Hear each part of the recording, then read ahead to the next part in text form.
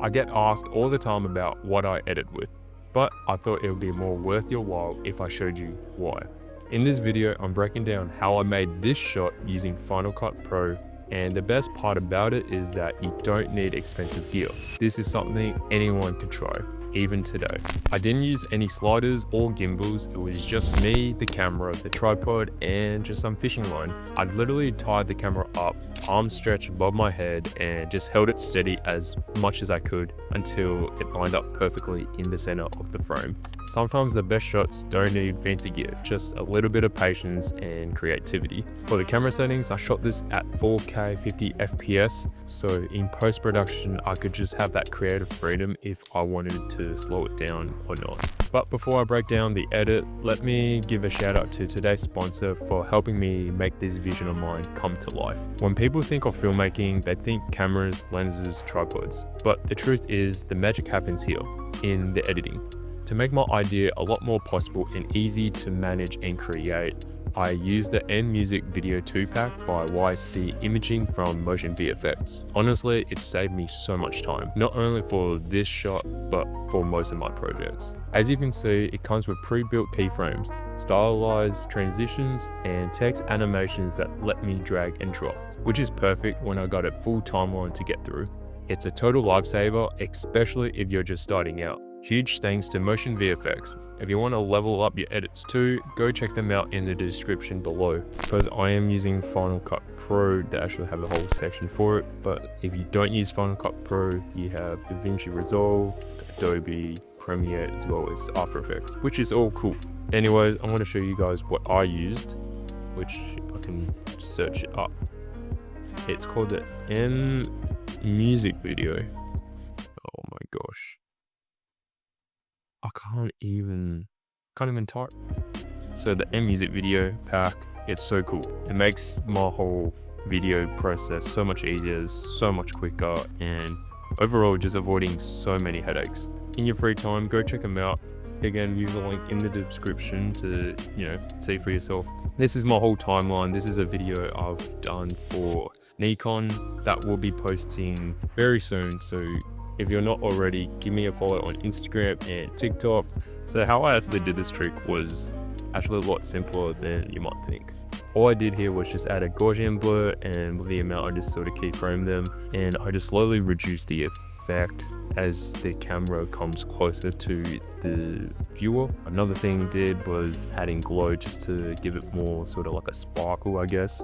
But in masking, all I did was just grab the magnetic mask effect, drag it onto the clip I wanted, has this little like drop pen tool, click on the camera, and all I did was analyze. And literally in seconds, using AI, it's done for me, done. And just like that, removing sort of like that fishing line.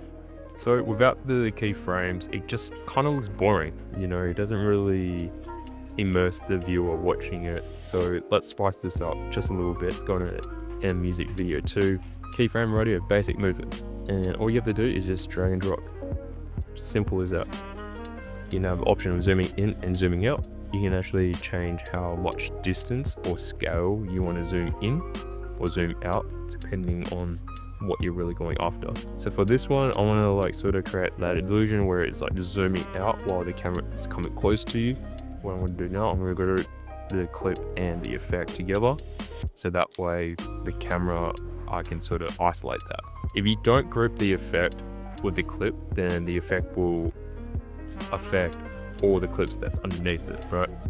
Now I'll take this one step further, and I'm going to do the same thing, but this time with the camera, and I'm actually going to zoom in with the camera.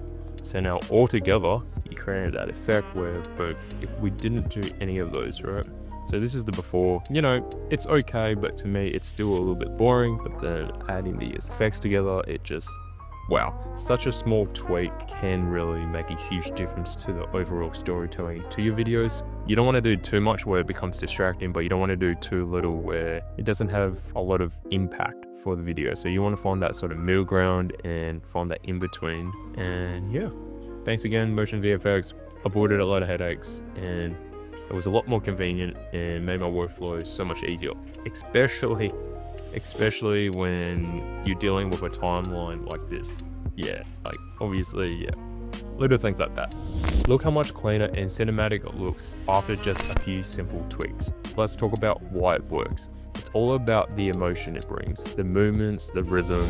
It brings everything together and adds more depth and makes your image look more smoother. It connects you to the moment, whether you realize it or not. That's what storytelling is really about. This shot might look high-end, but it's really just about being creative with what you've got. Here's a little editing tip that will go a long way. You don't need the best gear, you just need the vision. And with today's tools like MotionVFX, it's a lot easier and way more fun to bring your ideas to life. So the next time you scroll past a cool shot just like this one, don't think that you can't do it. You absolutely can. If you learned something new or just got inspired, hit that like button so I know to do more videos like this. And if you try this floating shot for yourself, don't forget to tag me. I'd love to see your version of it. Thank you again to MotionVFX for sponsoring this video. Try them out, guys. If you want to level up your edits, the link is in my description. And until then, I'll see you in the next video.